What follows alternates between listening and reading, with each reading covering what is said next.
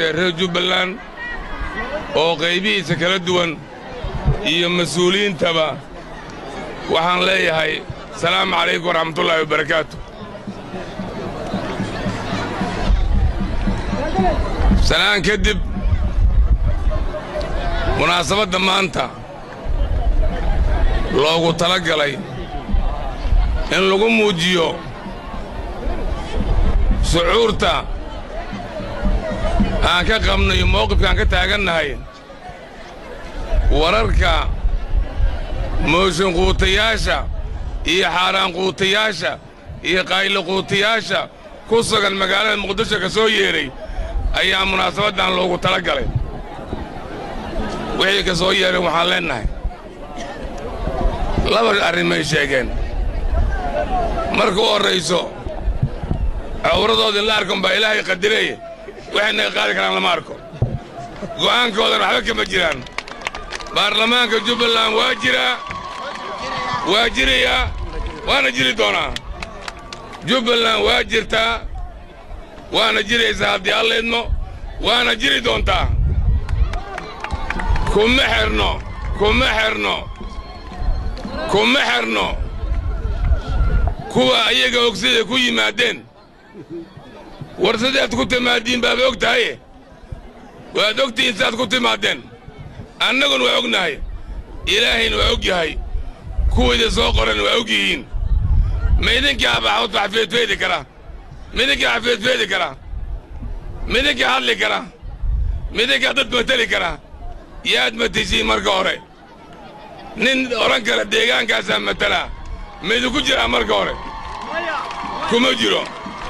baarlamaanka Jubbaland laguma keenin sidii adinka aad ku timaadeen. si xalaal oo ku yimid, hal shilin oo laalus laguma bixinin. deegaan buu ku fadhiyaa. 4.5 kuma imaanin, 4.5 kuma imaanin. dhalatu waa idiin sheegaa, dhalatu waay. inta ay mooshin quutayaasha, xaaraan quutayaasha, qaylo quutayaasha, xaaraan cunka ee baarlamaan sheeganayaan, waxay idin wada shaqayn la yeelan mayno. wax wada shaqayn aan la yeelanayna ma leh. mata go'aankaa ma taageerteen? xiriirkii wada shaqaynta waan u goynay. lama lihin. madaxweynaha dowladda federaalka waxaan leeyahay madaxweynaha dowladda federaalka waxaan leeyahay war waxba xaaraan quutiyaasha dhabarkooda ha ka hadlin. xaaraan quutiyaasha waxaa noo muuqataa inaad dhabarkooda taagan tahay. waxaa noo muuqataa xaaraan quutayaasha inaad dhabarkooda taagan tahay. bannaankuu soo bax, xaqa sheeg. 24 sac baa qabtaa, 24 sac. xaqa cadday. ilaah baa kaa dhigay ilaaliyaha dastuurka, ilaaliyaha sharciga. kuma qanceenna waxaad xalay isal ku hadashay. Jubbaland waa diiday. kuma qanacsanin warkaas.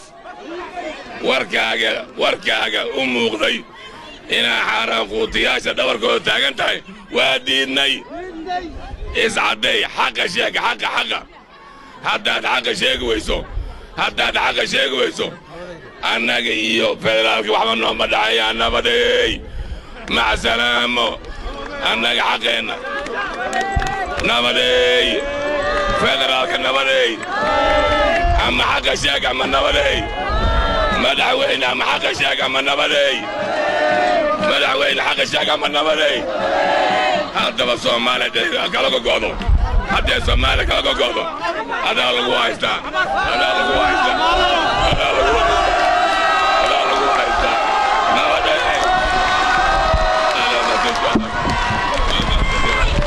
haddaba waxaad taqaataan xasan sheekh maxamuudow adaa lagu haystaa. haddii Soomaaliya maanta kala tagto adaa lagu haystaa. cadaalad darrada iyo sharci darrada waa wixii hore Soomaaliya ay ugu tagtay waay.